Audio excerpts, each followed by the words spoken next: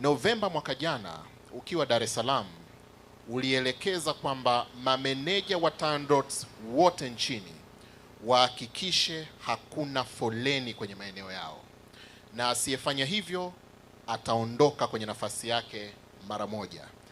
Neno hilo umelitoa ndani ya siku 100 za uongozi wa Mheshimiwa Rais. Mpaka sasa ni mameneja wangapi wameshaondoka kwenye nafasi zao kwa sababu ya foleni kwenye mikoa yao? Asante sana ndugu mwandishi kwa swali hilo. Niseme ni swali zuri tu, kwa sababu maneno yetu ni kidogo lakini vitendo ni zaidi, na ndio jambo muhimu na ndio wananchi wanataka. Nilikuwa nafanya ziara nikitoka Dodoma kwenda Dar es Salaam ya kukagua barabara yetu ya Dodoma Morogoro mpaka Dar es Salaam. Nilifika pale Mikese. Sikuwa nimepanga kutembelea pale Mikese. Ilikuwa ni jambo la dharura. Niwaambia hebu naomba tusimame pale Mikese.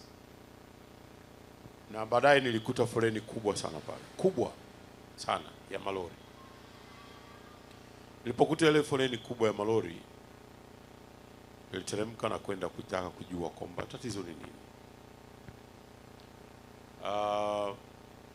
Nikaelezwa lililokuwa tatizo pale.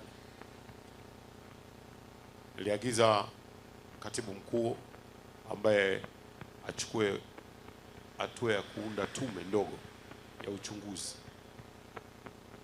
ili tusimuone mtu, kwa sababu sisi hatufanyi maamuzi ya jazba. Kwa hivyo tume ilikwenda ikakagua, na ilipokagua iliniletea matokeo. Yale matokeo wakati huo mimi nilikuwa nimeshakusimamisha baadhi ya watu, akiwemo manager aliyekuwa manager wa TANROADS wa mkoa wa Morogoro. Yule engineer tulimsimamisha, lakini vivyo tulimsimamisha engineer anayesimamia mizani wizarani, na tukamsimamisha na in charge wa ile mizani pale Morogoro. Hawa wote hawapo katika maeneo yao yale ya kazi, tulishawaondoa. Kwa hivyo si kwamba tunafanya kwa ufahari wa kutaka kufukuza wataalamu wetu, lakini tunafanya kwa nia ya kutaka kuwahimiza wafanye vizuri, kwa sababu mimi imani yangu kila mtu anaweza kuwa bora na kila kitu kinaweza kuwa bora, na kwa msingi huo ukiwasukuma na kuwakumbusha, uko uwezekano kabisa wote wakafanya vizuri. Sawa sawa, Mheshimiwa Waziri. Yes. Swali langu ni kwamba agizo lako lilihusu mikoa, ulitoa na agizo kwamba kwa mikoa yote nchini. Ukiachana na Morogoro, ni mikoa gani mingine ambayo kwa sababu tu ya foleni umeshawaondoa mameneja? Hapana, hatujaondoa mwingine yeyote, kwa sababu maagizo tuliyoyatoa wote wameyachukua kwa uzito mkubwa sana. Wanashirikiana vyema na askari wa barabarani, yani jeshi letu la polisi, kwa sababu traffic, kwa maana jeshi la polisi na TANROADS wanasimama pamoja kwenye sera na sheria za barabarani. Kwa hivyo wakisimama, mipango yao inatusaidia katika kuepusha zile foleni, na wakati mwingine zinaweza kuwepo foleni lakini zikawa zinatembea, zinakwenda, na hilo ndio ambalo kwamba tumekuwa tukilitazama wakati wote. Kwa hiyo lile uzembe wa pale Mikese ulikuwa ni wawazi, na ndio maana tukamuondoa. Wengine sasa imewaamsha, wanachukua kwa umakini. Kwa hiyo meneja wa Dar es Salaam na meneja wa Pwani kwa maana ya Kibaha, hao bado wapo kazini? Yes, wapo kazini, na nataka nikwambie agizo lile limewafanya meneja wa Dar es Salaam, lakini pia vile vile wa Pwani na wa Morogoro kwa pamoja washirikiane kufikiri wanaondoaje kero ya foleni ya barabara kubwa ya Dar es Salaam Morogoro. Ndio pale wamekuja na ubunifu, na hili ndio jambo tunalolitaka. Meneja wa Pwani kwa kushirikiana na hawa wenziwe wamekuja na ubunifu wa kuifungua barabara ya zamani. Unajua hii barabara tunaoitumia sasa hivi ni mpya, lakini ipo barabara iliyokuwa barabara ya zamani tukaitelekeza huko nyuma. Sasa pale tunao mpango mkubwa wa upanuzi wa ile barabara, tunatengeneza expressway, barabara ya mwendo ya kwenda haraka, ambayo ni maelekezo ya Mheshimiwa Rais.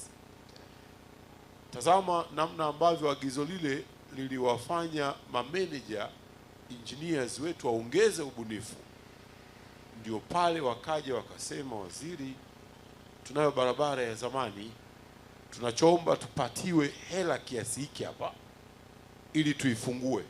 Nikupe habari, hivi sasa wako Watanzania wengi tu wala hawapiti tena hii barabara kubwa, moja kwa moja wanapita zao barabara ya zamani, wanaanzia huku kumaili moja Tumbi, wakitoka Tumbi wanakwenda kuitokea huko Mlandizi ama Vigwaza. Tumeweka baadhi ya maeneo ilikuwa bado ni lami, lakini baadhi ya maeneo lami ile ya zamani ilikuwa imekwisha kufa. Tumeweka kokoto, tumeshindilia na magari sasa yanapita. Ulitoa maelekezo kwa mkandarasi anayesimamia barabara ya Tegeta Mwenge awe amekamilisha ujenzi ule ndani ya miezi miwili. Ilikuwa ni Novemba, sasa hivi tunaelekea Machi, lakini ujenzi ule bado haujakamilika. Ameshatimuliwa kazi kama ulivyosema kwamba iwapo hatutimiza ndani ya miezi mitatu utamtimua kazi, la kwanza. Lakini swali la pili, Mheshimiwa Waziri, kwani ni nini wakinatangulia? Tunatangulia kupanga miji kisha tunajenga miundombinu, au tunatangulia kuweka miundombinu kisha tunapanga miji? Kwa sababu ukiangalia sehemu ya bajeti ya serikali kwa kiwango fulani inaenda kulipa fidia ili wananchi waondoke wapishe ujenzi wa miradi.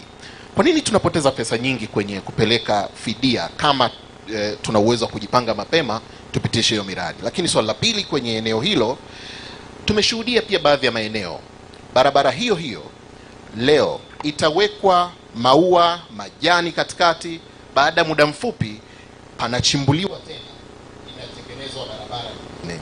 Ni nini huwa kinatokea? Hamwasiliani? Asante sana. Jambo la kwanza la Tegeta Mwenge, bado mkandarasi yuko kazini, hatujavunja mkataba wake. Sisi tukionyesha nia ya kuvunja mkataba tunapeleka kwa mwanasheria mkuu wa serikali ili aweze kutushauri, ingawa huyu mkandarasi ndio yule yule wa Kyerwa nilitoka kumfukuza juzi kule. Kwa hivyo huyu anaonekana kuwa ana matatizo makubwa hivi sasa. Nimeshamwandikia katibu mkuu ya kwamba tufanye mawasiliano na timu zetu za ushauri wa kisheria, hasa mwanasheria mkuu wa serikali, ili tukae naye. Uko uwezekano huyu tukamtoa njiani kabisa, kwamba kwa trendi yake anayokwenda nayo hatutamwamini katika mradi wetu mwingine wowote hapa nchini, kwa sababu tayari performance yake iko wazi. Tegeta Mwenge ametuchelewesha sana. Kyerwa kazubaa kabisa. Hivi kesho kutu anaenda kumkagua tena kwenye daraja la Pangani. Maana pia na hilo analifanya yeye. Kwa hiyo tunaenda kuangalia na penyewe pale. Na ni miradi ya muda mrefu. Je, ana performance yake kule ikoje? Kisha baadaye serikali tutaamua kwa pamoja. Bara kubwa sana ni kuipa nafasi serikali isipate hasara ya kuingia mikataba mingine inavunjwa, unakuta tunadaiwa mabilioni ya fedha. Hizo bilioni za fedha ambazo tunadaiwa zingeweza kufanya maendeleo. Kwa hivyo mbinu, pamoja na kuvunja mikataba, lakini ni wasimamizi sisi wenyewe kuwa wakali, na sio mimi tu waziri, kwa sababu mimi siendi kila siku kule. Wale project engineers wasimame wawe wakali katika usimamizi wa miradi yetu. Ndio kazi tunayoifanya na ndio maelekezo ya Mheshimiwa Rais. Asante sana. Tunaambiwa kweli unakimbia na maswali bado ni mengi. Naomba niongezee alichouliza Imani kabla sijauliza swali langu la msingi. Ndio. Baadhi ya majengo ya umma yanajengwa na wakandarasi wa kigeni. Tunajihakikishia vipi, serikali inahakikishaje kwamba tupo salama kwa kuwakabidhi wakandarasi wa kigeni majengo ya umma, yani kiusalama? Swali langu lingine la msingi, wakati unazungumza hapa kuhusu Afcon, pamoja na kunangwa kuhusu barabara zetu na ubora wake, baadhi wanatunanga Tanzania ni moja kati ya nchi yenye matuta mengi na makubwa. Yaani hata baadhi ya wasanii wanaogopa kununua magari ya kifahari kulingana na matuta yaliyopo hapa nchini, hata katikati ya jiji na kadhalika. Hivi uwekaji wa matuta tumefanya tathmini kama yanatija, ama kuna namna nyingine mbadala ya kufanya tofauti na matuta? Asante sana. Kwanza mimi ninashukuru sana. Mimi nataka niwape confidence ninyi wenzetu waandishi wa habari ambao mnafanya kazi kubwa na nzuri sana ya kutangaza nchi yetu na maendeleo yetu, lakini na Watanzania wote. Afcon hapa itafanywa vizuri sana. Kwa sababu ngoja nikwambie, hii Afcon inachezwa Tanzania, Kenya na Uganda. Afcon imewahi kuandaliwa na nchi zenye uchumi mdogo kulinganisha na nchi chumi hizi tatu kabisa. Kwa hivyo uwezo wa kufanya kitu kinachoitwa Afcon hapa kwa mafanikio tunao, na haya maneno ni maneno ya kutaka kuturudisha nyuma. Mimi niwakumbusheni jambo.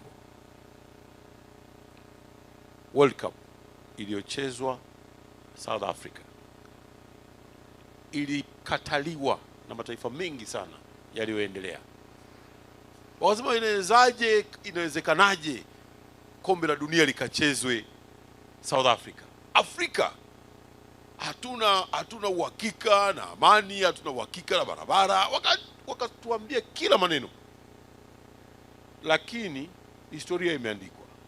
Sisi tumecheza kombe la dunia pale kwa mafanikio makubwa sana, na watu wakafurahi na watu wakaenjoy.